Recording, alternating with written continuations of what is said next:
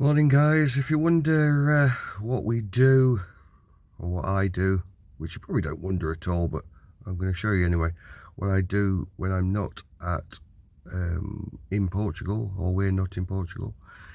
I'm a bit of a project man. I like a vehicle or two to tinker with, whether it be a camper to be, camping trailer, Land Rovers. I do like a Land Rover. I've got a few. So what I've got, just in case you wondered, I've got a Series 3, which is got a 300 TDI engine and automatic box, widened body. I'll not go into that, that's on previous videos. I've got Discovery 2 TD5 with extended chassis and an extra axle added, so 6-wheeler. Then I've got a Discovery 300 TDI lengthened rolling chassis, lengthened by 3 feet, with a fridge body on the back, and there's going to be a 2B forward control, so you'll have to Google that as to what a 2B is.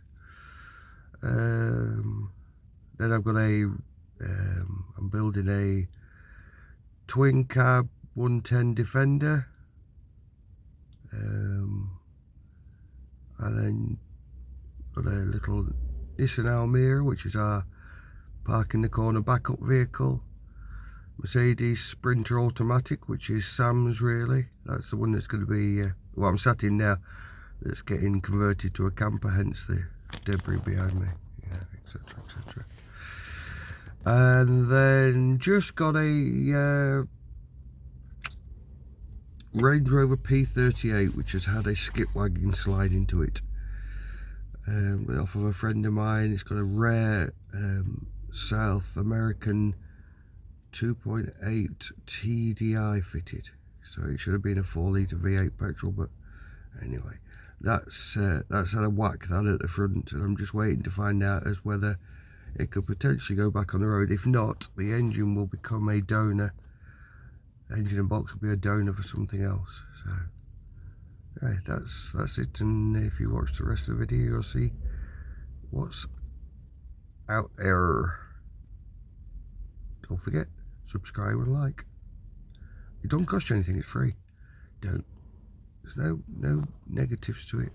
So you'll get to see my awesome look and my beautiful assistant from time to time. Okay, ciao. Right, this is the latest, semi-latest project. A really straight Sprinter, not a battered thing.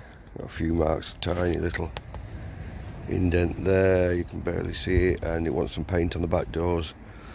Other than that, very tidy. One owner, very disabled person. I fitted a tow bar because, you know, I need one of them. Yeah, very disabled person had this. It had, well, you can see it's got a special door panel because it had hand controls that were mounted there and there for accelerator and brake, and this weird and wonderful device for the automatic gearbox. So I've removed that was mounted there. You can see where it was all carved up. Ignition switch has been pulled out, and yeah, so that's going to get sorted, and I've now reinstated it back to the proper gear lever.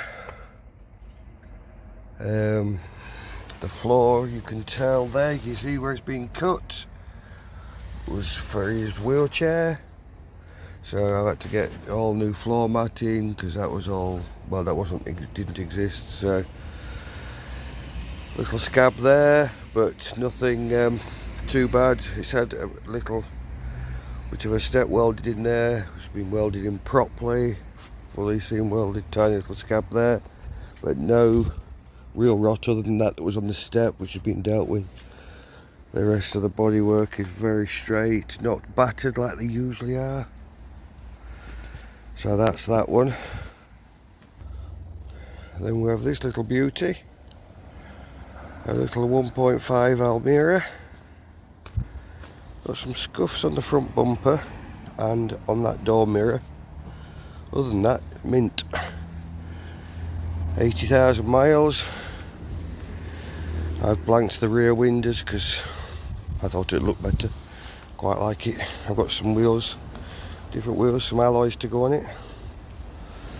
Not done any more on the fridge body just yet. That's a Christmas project. That'll be on with that.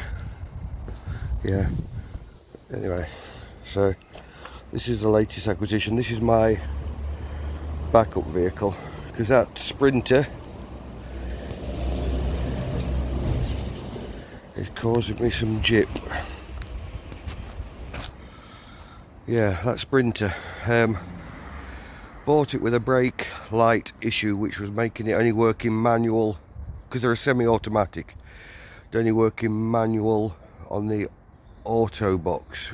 But what it would do, it would change up, and then the moment you decelerated and it changed down, it wouldn't come back up the gears. You'd have to switch it off and switch it back anyway. So, did away with the silly button box and put a gear lever in. Now I can only manually select still, but I can manually select. So, but it's now, the speedo stopped working, so it's gone into limp mode, so I've got to sort that out and can't do that till, you know, yeah. And then we've got the Almera, super reliable beastie.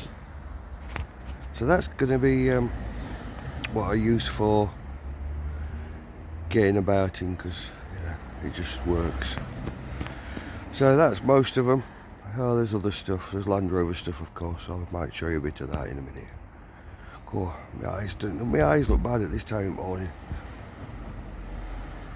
Oh, I'm getting old. Oh well. Right, this is the old wing. That bit that looks like shadow is a kink, and it's quite battered. Now than that line of holes I drilled, which were the spot welds, it also had some squares cut out for the roll cage. Just move that wheel in the way, and yeah, so it was generally quite battered. So the back corner, which was also battered, I've hammered something like into shape now.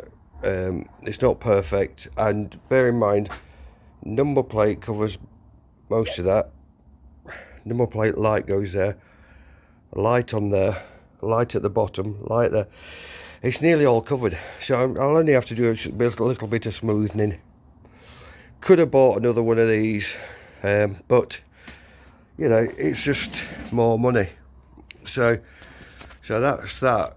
It's as straight as, you know, it's into straight as that side. That side's pretty perfect, but like I said, it's covered. There's like there's something goes there, light goes there, light goes, you know. And then I put a wing on. So this wing, well, you can see the bit I cut off the wing. This was for a long wheelbase, a bit like what's behind there. Look, that's a Series 3, but it's the same principle. So I've got a Defender wing, and I've cut it to approximately the right size. So here, just to the right of the tape, it's got to be folded inwards to match the other side. So other than that, so I Sikaflexed it on. I've got these holes to deal with here, as you can see. So I could just put a line of rivets in them. It would be wouldn't be out of place on the Land Rover. That edge is not too bad. Hammered it, battered it, beat it, etc. When I Sikaflexed it on, the Sikaflex has now gone off.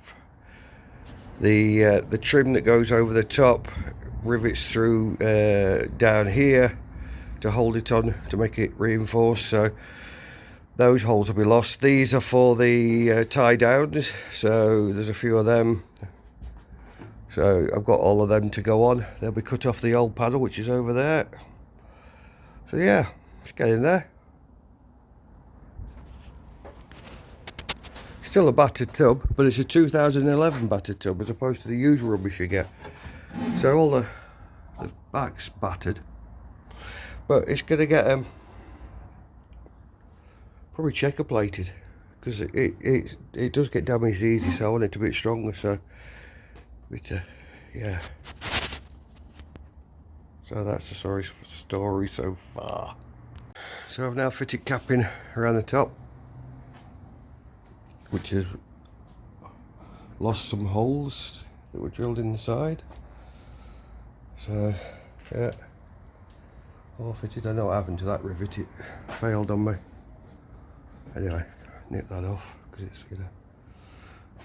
So I've got to decide what to do with these holes down here, which is where, I don't know whether they drilled the spot welds out or no, they must have drilled rivets out here. Anyway, we'll see. Right, this tub's had a external roll cage, and it's had some cuts, squares cut out, one there and one there. Now, because I've replaced the other wing, I've not a problem with them. They've gone. Look, see, gone. So I've glued, well, Sikaflexed some of this rear wing. I've cut up, and what I've done is I've marked the inside of the hole on 2 more pieces. Yep, 2 of. And they're going to get glued in the gap. I'm hoping that'll be good enough. And I mean, obviously I'm not going to leave it at that. I'm going to clean it all up and fill it and get it as smooth as I can. I suppose it'll depend on what colour it gets painted eventually as to what it'll ultimately look like. But that wing's quite straight. It's only got a few minor dingulations in it, which is rare, but the other side was paggered, so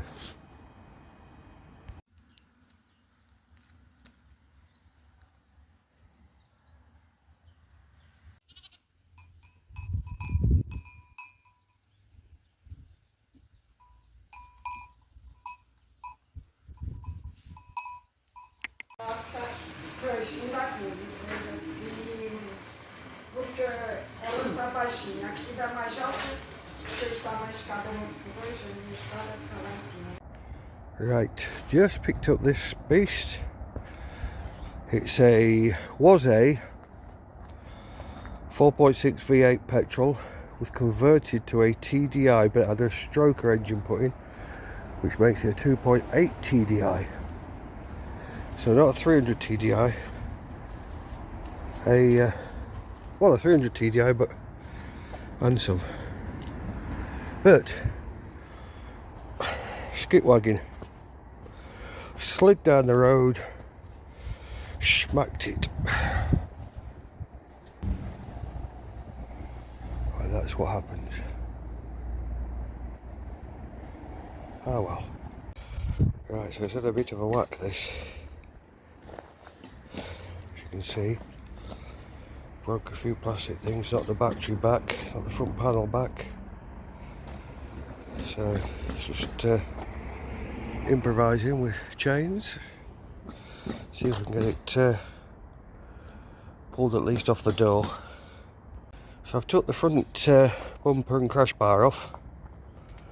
Just left with the crush cans, as they call them, at the front. They look good. So it looks like the damage is pretty much cosmetic, really. Might have to remove this, drill the spot welds out here and down here, remove this piece, put another one in. Obviously wing and bonnet hinges, headlight, but yeah, it's getting there.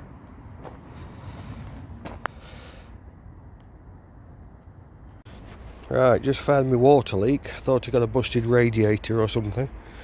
This pipe here, which comes from under the expansion bottle, goes across behind this plastic box here that's all broken from the impact, goes under the back of here and up to here where it's broken off. It's snapped